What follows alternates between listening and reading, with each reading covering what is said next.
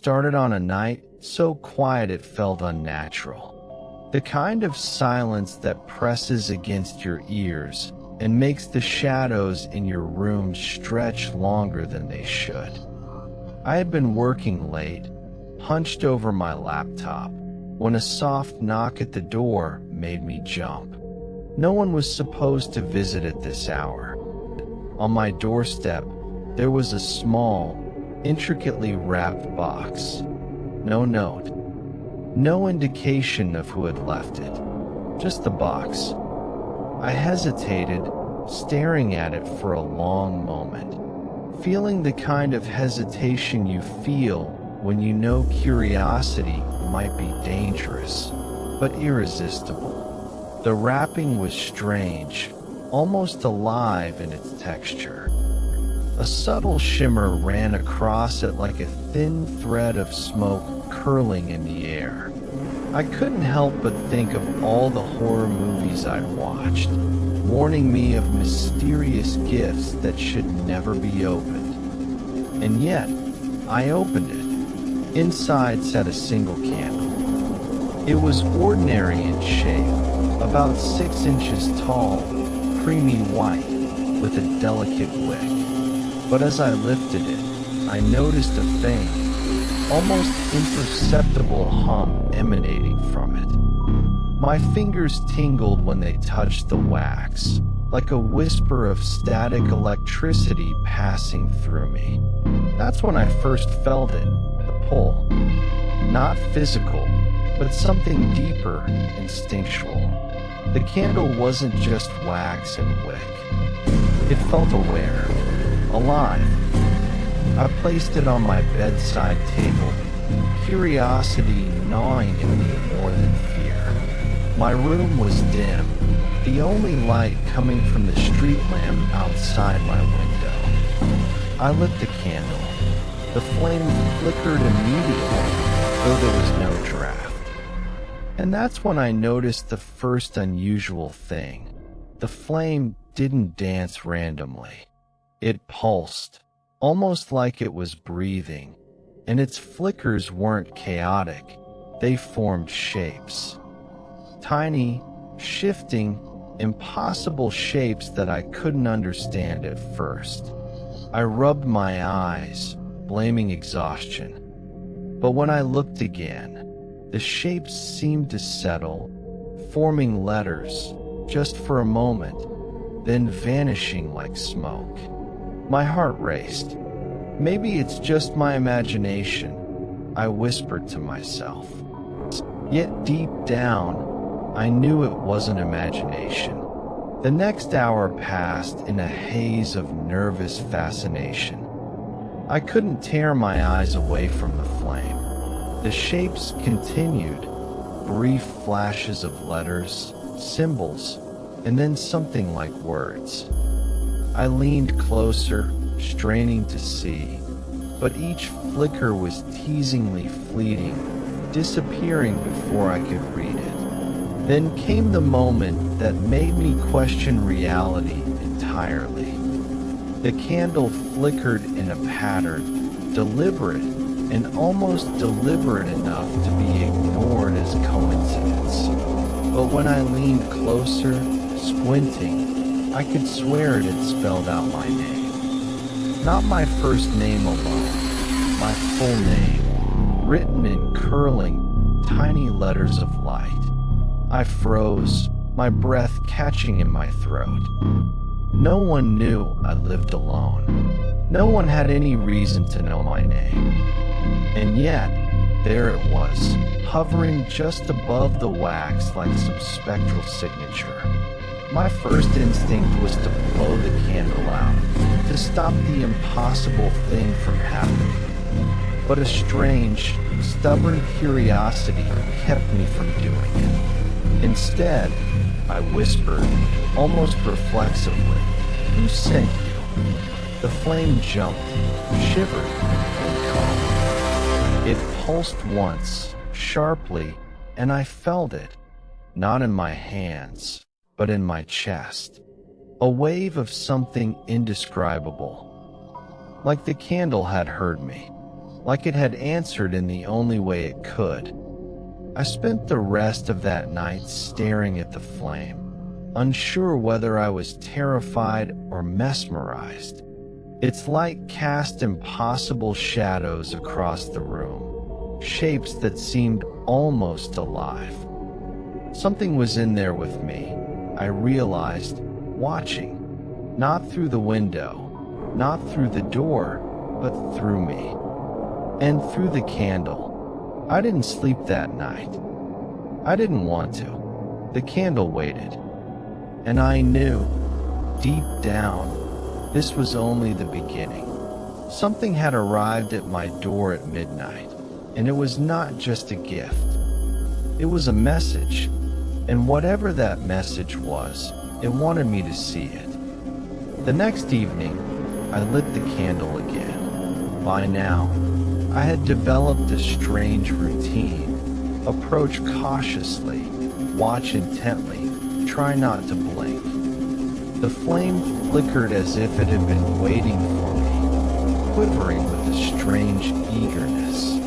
I could swear the room had grown colder. Shadows stretched unnaturally across the walls, bending around the furniture in ways that shouldn't be possible. And then I heard it. A whisper, faint at first, barely audible over the soft hiss of the wick, like someone speaking through a thick veil. I froze.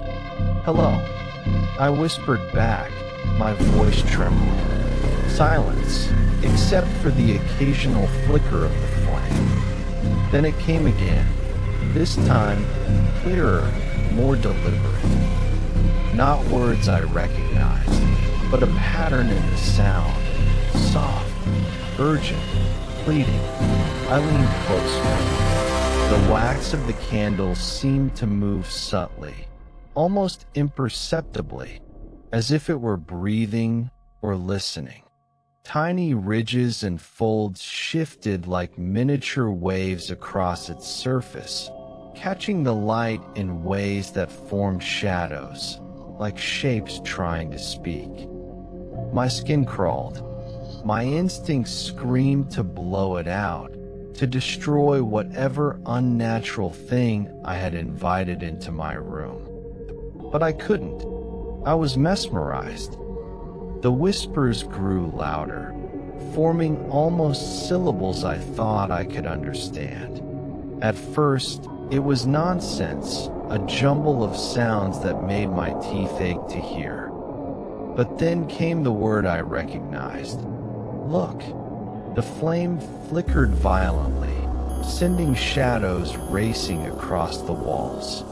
I tried to follow them, my eyes straining, heart hammering. And then I noticed it. The wax itself, melted slightly from the heat, had begun to form lines, like handwriting etched into the candle's surface. They were faint, almost invisible in the flickering light, but unmistakable. Letters, forming words. Not safe. A chill ran down my spine. I stared at the words, unable to move, unable to breathe. The whispers seemed to echo them, repeating the warning in a tone that was both sorrowful and urgent. I wanted to scream, to smash the candle, to throw it into the sink, but my hands felt frozen to the table. The flame jumped again, and now the shadows on the wall were different. Not my furniture anymore, but shapes of figures, thin, distorted, almost human. They twisted and writhed as if trapped in the dance of the light. And from somewhere in that darkness, I could hear the whispers multiply, overlapping, layering, as if several voices were speaking at once. Pleading, demanding, warning. I realized, with a sinking dread, that the candle wasn't just a source of light. It was a bridge between me and something else. Something beyond the ordinary world, waiting, trying to speak. And it had chosen this form, a simple candle, so it could reach me in the quiet, in the dark, when I was alone. By now, my rational mind was screaming at me to stop, but I had to see more. I had to understand what it wanted. I leaned in closer, my face just inches from the flame. And in that moment, I saw it, a shadow inside the wax itself, moving independently of the flame. A tiny figure, indistinct, almost like a child made of smoke and light, gesturing toward the letters forming on the candle. Read before it's too late. The whispering became a roar in my head. I felt a pull, an irresistible compulsion to follow the messages, to see where they led. And as the first letters of a longer message began to form, I realized something terrifying. Whatever was inside the candle, it was alive. Not just alive, but aware. Watching me. Waiting. Communicating. And I was powerless to look away. By the third night, the candle had become the center of my world. I couldn't leave it alone, and every shadow in my apartment seemed to pulse with its light. I knew it was dangerous. I could feel it in my chest, a tightness that grew with every flicker. But the compulsion to watch was irresistible. That night, I lit the candle with trembling hands. The flame shivered, almost eagerly, as if it had been waiting for me. The whispers began immediately, more urgent now, forming words I could almost understand, but not quite. Then, slowly, the wax itself began to change. This time, it wasn't just letters etched into the surface. The candle seemed to burn from within, and the light itself flickered in patterns that spelled out words in midair. I blinked, unsure if I was hallucinating. But no, there it was, hovering above the flame, suspended as if written in smoke. "You shouldn't have opened me." A shiver ran through me. My rational mind screamed at me to blow it out, to end this nightmare, but I couldn't. I had to know. I leaned closer. The letters shifted, forming new words. "I've been waiting. You can see me now." I squinted, trying to make sense of it. And then it hit me. The words weren't just warnings. They were instructions, or perhaps demands. The candle was alive in a way I had never imagined, and it wasn't done with me yet. I noticed something new. The flame pulsed in rhythm, almost like a heartbeat, and with each pulse, the letters formed faster. The messages grew longer, more complex. They weren't random. They were personal. The candle knew things about me, things I had never told anyone. "You hide from the truth." I froze. How could it know? I hadn't spoken aloud. I hadn't written anything anywhere. The candle knew. "Your fear is mine to feed." A chill ran down my spine. The room seemed colder, the shadows deeper. I realized I wasn't just reading a message. I was being spoken to, addressed directly. And there was a presence behind me, watching. Not just in the room, but inside my mind. I tried to resist, tried to blow it out, but the flame refused to die. It leapt higher, brighter, burning with an intensity that hurt my eyes. The words twisted now, forming rapidly, almost frantic. "Look deeper. Look, see the truth. It's here, in the flame." I leaned closer, against my better judgment. And that's when I saw it. Not words, but images. Fleeting glimpses within the flicker. Faces twisted in agony. Shadowy figures reaching, writhing. I couldn't look directly at them for long. They were too horrifying, too alive. Yet they pulled at me, tugging at the edge of my sanity. The candle had become a window, a mirror to something beyond comprehension. And in that window, I saw something terrifying. A figure, indistinct but unmistakably human, staring back at me from within the flame. Its eyes were dark voids, endless and hungry. And then, in the corners of my vision, I realized something even worse. It was smiling. "You will never leave." The words lingered in the air long after the candle had burned down slightly. And as I sat there, frozen, I understood that the message wasn't just a warning. It was a claim. The candle had marked me. It had reached inside my life, my home, and my mind. And there was no undoing it. I wanted to scream. I wanted to run. But I couldn't. I was trapped in the hypnotic glow of the flame, reading message after message, each more horrifying than the last. And deep down, I knew one thing for certain. Whatever was in that candle, it was just beginning. By the fourth night, the candle had become more than just a mysterious object. It had become a presence in my life. I started noticing things I couldn't explain. Shadows moving where there shouldn't be any, subtle changes in my apartment, the faintest feeling of eyes on me, even when I was alone. At first, I told myself it was paranoia, a product of too many sleepless nights, too much obsession with the candle. But the signs became impossible to ignore. My phone would flicker with static when the candle burned nearby. Footsteps echoed in empty hallways.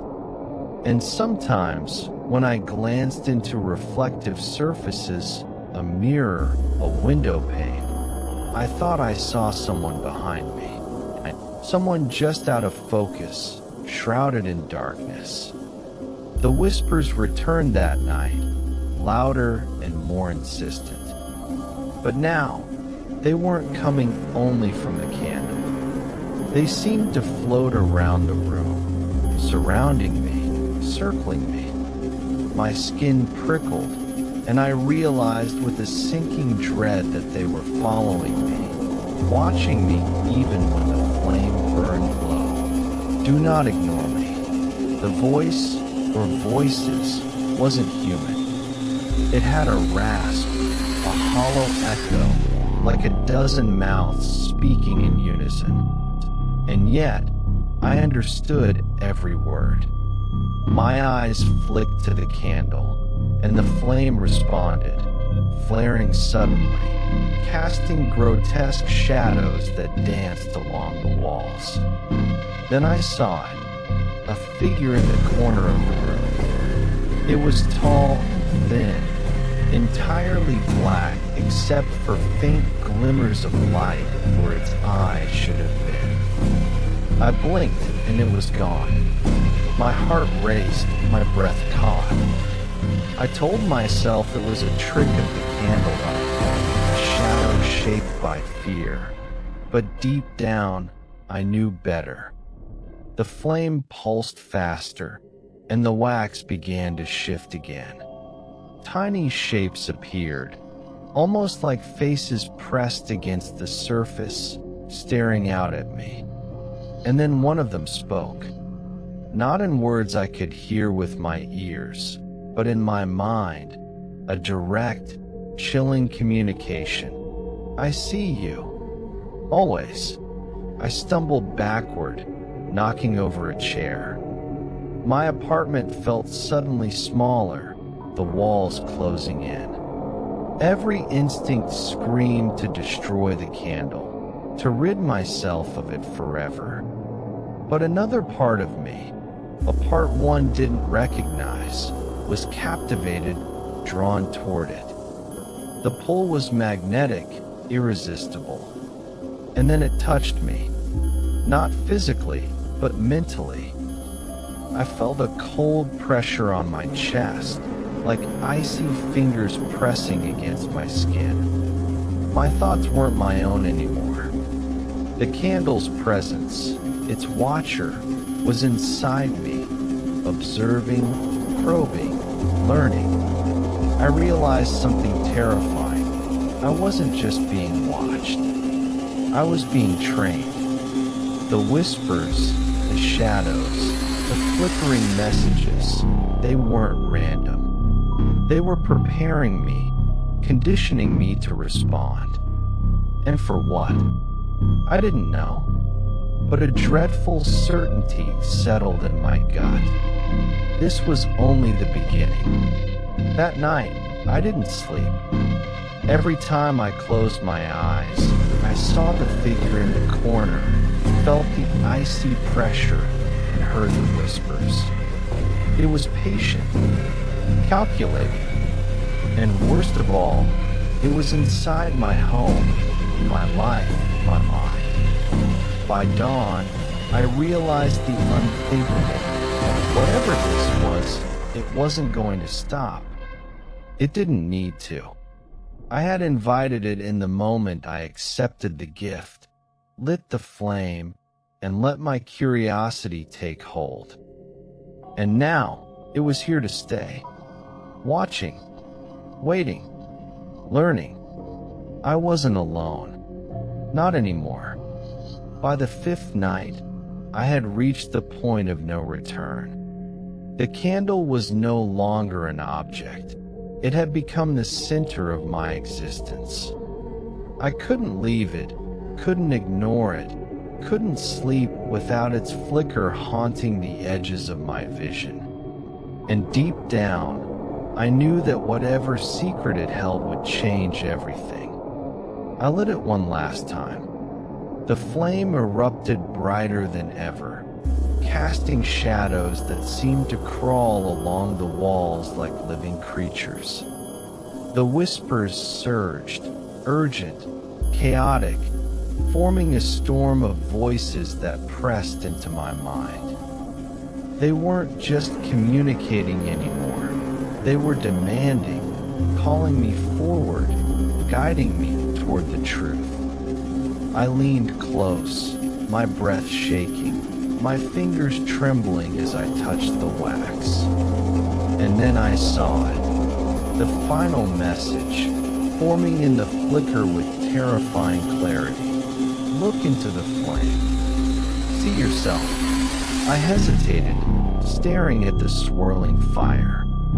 It pulsed like a heartbeat, and within it, I could see shapes, faces, glimpses of things that had no place in the world. Something compelled me forward, a pull stronger than fear, stronger than reason. Against every instinct, I peered into the flame, and that's when I saw myself. Or rather, a version of myself.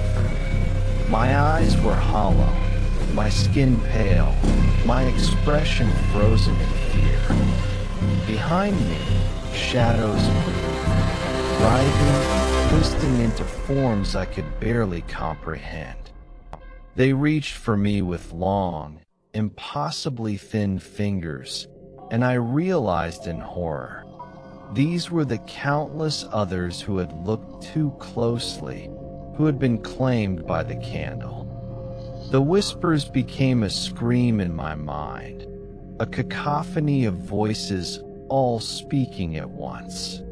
You are next. You belong to the flame. I tried to pull away, to break the connection, but the candle's power was absolute. My hands gripped the table as if it were the only thing keeping me tethered to reality. The flame leapt higher, and the wax seemed to melt not downward, but outward, forming shapes that reached toward me, caressing my skin, probing my mind. And then the truth revealed itself. The candle was a vessel. Not just for messages, not just for shadows, but for something far older, far darker. It collected the souls of those who gazed into it, trapping them inside its flicker, feeding on fear, curiosity, and obsession. The candle didn't just communicate, it consumed. I saw the countless trapped faces inside the flame, twisted in silent screams, their eyes pleading for release. And at the center, a dark figure loomed, a being made of smoke and flame, watching, waiting, patient beyond comprehension. It looked at me, and I knew it had chosen me. Panic surged, but a terrifying clarity followed immediately. I realized there was no escape, not by blowing it out, not by smashing it, not by running. The candle's power wasn't just in the wax or the wick. It was in the attention, the connection, the surrender to curiosity.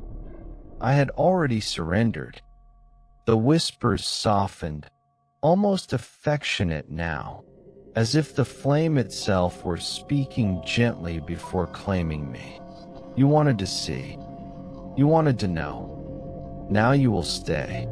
In a final, horrifying moment, the flame surged, and I felt myself pulled forward, not physically, but mentally, spiritually, into its burning heart. I could see the endless labyrinth of faces, shadows, and light stretching infinitely within the fire.